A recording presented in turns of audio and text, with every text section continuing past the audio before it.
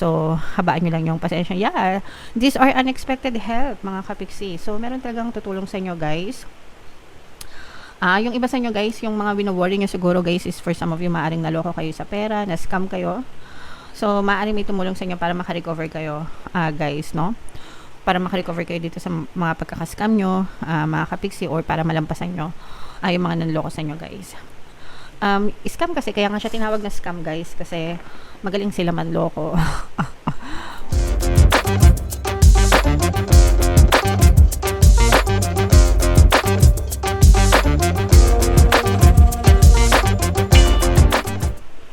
Hello guys, hello mga kapiksi, welcome back to Pinay Pixie Tarot. Ang pamagat ng episode natin for tonight is No Moon Kapalaran. Para ngayong May to June para sa Gemini, Sun, Moon, Rising, Sign, and Venus. Yung ating New Moon, guys, ngayong May ay sa May 26 mga kapiksi. Tapos yung next na New Moon naman natin ay sa June 25, guys. So, ang reading na to ay para sa period na yan. And, yeah. So, by the way, mga kapiksi, sa mga naghahanap ng mga pampaswerte na lucky charms, lucky bracelet, guys, may mga items tayo sa description box nitong video. Click nyo lang yung mga products doon. Pwede nyo i-check, tapos pwede nyo na rin i-check out diretso, mga kapiksi. So, eto guys, yung ating moon message para sa inyo. You are good enough, mga kapiksi. Ibig sabihin, ikaw lang sapat na. Kailangan maganda yung tingin nyo sa sarili nyo, mga kapiksi, yung perception nyo about yourself, yung belief nyo sa sarili nyo, yung confidence nyo, guys, no? Para hindi kayo nai-insecure, mga kapiksi, kasi kapag insecure kayo, it's a negative energy and it attracts more negativity sa buhay nyo, guys. So, it's very important na maganda yung self-concept nyo, knowing and understanding na you are good enough, mga kapiksi, okay? So, attune to the moon. Guys, find a balance between the cosmic and the mundane in your daily life. Dapat balance, no, yung lahat ng ating ginagawa sa araw-araw nating pamumuhay, mga kapiksi. Dapat nasa moderation lang lahat, okay? Additional meanings for this card, guys. Worrying too much will attract more things to worry about.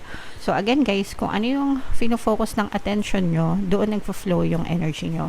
So, kung nakafocus kayo sa mga problema, sa mga challenges, sa mga pagsubok, sa mga hinagpis, pasakit, reklamo, yan, stress, worry, the more na nagfo-focus kayo dyan, yung energy nyo, doon din nagfo-flow, doon din umiikot.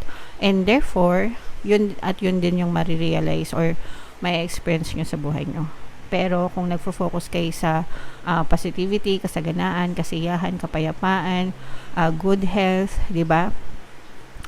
Doon din magfo-flow yung energy nyo, mga kapiksi, and therefore, yun din yung posibleng ma-experience nyo sa inyong physical reality. That's why, kung mapapansin nyo sa mga readings natin, guys, parehas binabasa natin both negative and positive. Yung mga negative, guys, yun yung mga balakid nyo, yun yung mga dapat nyong iwasan, and yung mga positive, dapat doon kayo nagfo-focus, no? Kahit hindi nyo siya na-experience o hindi nyo pa siya na-experience, kapag focus nyo yung energy nyo dun sa positive readings, eventually, ma-experience nyo din siya sa physical reality nyo, guys. Okay? So, hina-highlight natin palagi yung positive, mga kapiksi, yung negative, subukan yung i-eliminate, guys. Okay? Have you been overly critical? An apology may be in order. Baka meron kayong nakausap, nakasamaan ng loob, mga kapiksi, baka medyo nag-side comment kayo ng hindi maganda sa ibang tao. Manghingi kayo ng sorry, guys.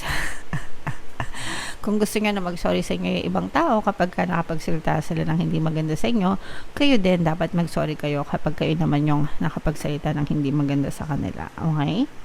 Stop second-guessing yourself. Raise your karma by doing something good for someone else. Yan yung sinasabi ko sa inyo, guys, na good karma. Any charitable works, mga kapiksi, kapag gumawa kayo ng mabuti sa kapwa nyo, parang nagde-deposit kayo, guys, sa karma bank nyo, no? Sa bangko ng karma. Every time na gumagawa kayo ng good intentions, nagde-deposit kayo ng good karma. Kapag bad intentions, nagwi-withdraw kayo ng karma dun sa karma bank nyo. Okay? So, yeah, dapat palaging kung hindi man tayo maraming savings sa totoong buhay, 'di ba?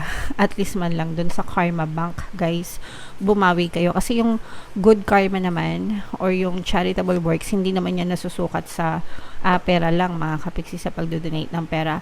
Yung paggawa mo ng mabuti sa kapwa, it's already considered as good karma, guys. Okay? And walang limitation dapat yung pagtulong natin or walang pinipili yung pagtulong natin, mga kapiksi.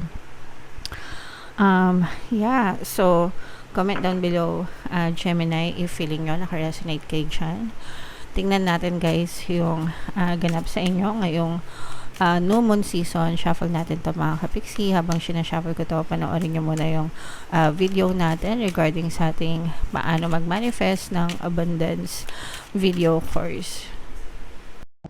Kapiksi, sawa ka na ba sa mga struggles at hirap sa buhay mo? Masipag ka ba at masikap sa buhay ngunit hindi ka pa rin umaasenso? Ilang beses ka na bang nag-attempt magnegosyo at mag-invest pero palagi ka pa rin nalulugi?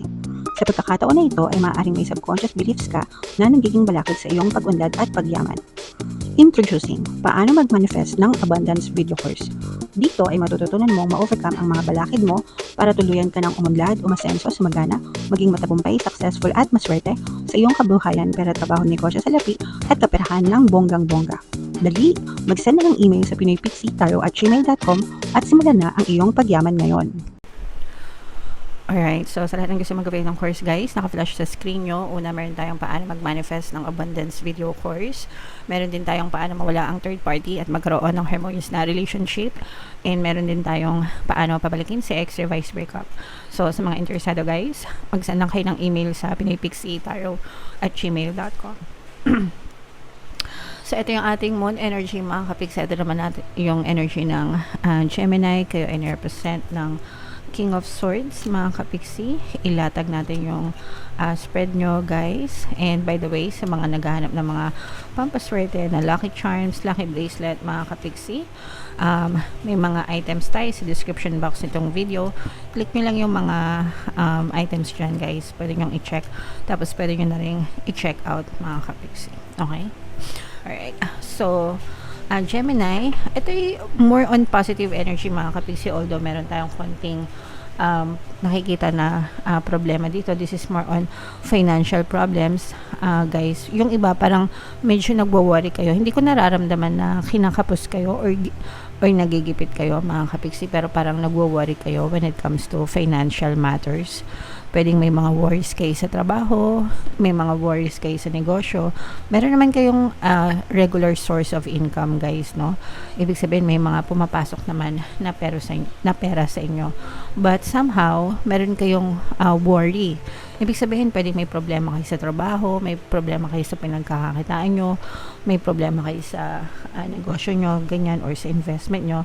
Mga ganong klaseng problema, guys. Pero, nakita natin na dito na nakakaisip kayo ng paraan kung paano masusolusyonan to, mga kapiksi, or kung paano nyo malalampasan itong mga problema na to. At saka yung iba sa nyo, guys, meron kayong somebody na nakikinig sa inyo, parang nalalabasan nyo ng mga problema nyo, mga hinaing nyo, somebody na close sa inyo, somebody na nakakaintindi sa inyo, mga kapiksi. So parang sa kanila mo na ilalabas yung mga sama ng loob mo, yung mga hinagpis mo, hinanakit mo, and somehow nakatulong yon para gumaan yung pakiramdam mo or gumaan yung pagdadala mo ng mga problema. Okay? Alright. On the good side naman, guys, nakikita natin na for some of you, very masaya naman kayo, guys. Although may mga worry yung iba sa inyo, yung iba naman talagang masaya lang, especially pagdating sa relasyon, no? Parang may nagpapasaya sa inyo, guys, pagdating sa relationship, mga kapiksi. Yung iba sa inyo, guys, parang I'm sensing na this is more of like a twin flame energy, mga kapiksi. Ibig sabihin parang nakita mo yung the one para sa'yo, guys, no? And itong person na to talagang inaalagaan ka, binibigyan ka ng tender love and care. Hindi ko alam kung uso pa sa mga Gen Z ngayon yung TLC, mga kapiksi, no? But yeah, TLC equals tender love and care, mga kapiksi. So itong person mo talagang inaalagaan ka, showering you with love and affection, mga kapiksi. Kaya sobrang saya ng iyong nararamdaman. And like I said, no, for some of you, this may be like a twin flame energy, kaya malakas yung attraction nyo sa isa't isa, malakas yung connection nyo ng iyong partner o specific person, guys. And yung iba naman sa inyo, guys, kahit may mga problema or challenges, parang hindi din naman kayo masyadong affected, mga kapiksi, kasi nakikita pa rin natin yung pagiging hyper nyo, yung pagiging mataas na energy level, as in parang yung iba wala namang choice kundi kumilos lang, no? Kumaga hindi kayo masyadong nagpapatalo din sa mga worries nyo, mga kapiksi. Okay, siguro yung iba minsan nade-demotivate kasi normal lang naman yon dahil tayo ay tao, may mga emosyon, pero bumabangon pa rin and kumikilos pa rin, mga kapiksi. Okay, so yun yung isa sa mga magagandang energy nyo, guys. Okay, so ito i-main nyo tong harmonious relationship na tayo, o masayang relationship, twin flame energy. Yung iba sa inyo, guys, you will find peace, kapayapaan, no? Parang pag nalampasan nyo itong mga worries nyo sa mga problema, magiging mapayapa din kayo, guys. Yung energy nyo kakalma din, mga kapiksi. Yeah, so ito, guys, nakikita natin na sa mga may problema, no, wag kayong mag-alala kasi parang nandito na yung pagdating ng katapusan ng problema nyo. So, or parang meron kayong inaantay na magiging solusyon sa mga problema nyo, mga kapiksi, no? So, sabi nga din nila, diba, patience is a virtue. So, habaan nyo lang yung pasensya. Yeah, these are unexpected help, mga kapiksi. So, meron talagang tutulong sa inyo, guys. Yung iba sa inyo, guys, yung mga wino-worry nyo siguro, guys, is for some of you, maaring naloko kayo sa pera, na-scam kayo. So, maaring may tumulong sa inyo para makarecover kayo, guys, no? Para makarecover kayo dito sa mga pagkakascam nyo, mga kapiksi, or para malampasan nyo yung mga nanloko sa inyo, guys. Scam kasi, kaya nga siya tinawag na scam, guys, kasi magaling sila manloko. Nagagawa nila ng paraan, no, na hindi sila mahuli, ganyan. Pero sabi ko nga sa inyo, parang may tutulong sa inyo na either malampasan nyo yan or maka-move on kayo, kasi sometimes wala man tayong magagawa kundi mag-move on na lang, 'di ba? Mula dun sa mga na-scam sa atin. So, yung iba sa inyo, parang may mga unexpected na tutulong sa inyo, guys, para malampasan nyo itong mga pagkakascam nyo. So, comment down below if na-scam kayo, guys, no? Until now, kasi meron pa rin mga naluloko, mga kapiksi. So, sana mabawasan na yung pang-scam ng ibang tao, and sana wag na rin kayong maloko, mga kapiksi. Okay? So, be very careful, guys. So, comment down below if naka-resonate kayo, guys, yung mga magagandang energy. I-main nyo na sa comment section. For more tarot readings, guys, ito yung playlist nyo. Ito naman yung ating success stories ng paano mag-manifest ng abundance video course. Click here to subscribe, guys. Ito yung ating mga pampaswerte subliminals. Thank you for liking, sharing, and subscribing. See you next time. I love you all, mga kapiksi. Have a nice day. Bye-bye.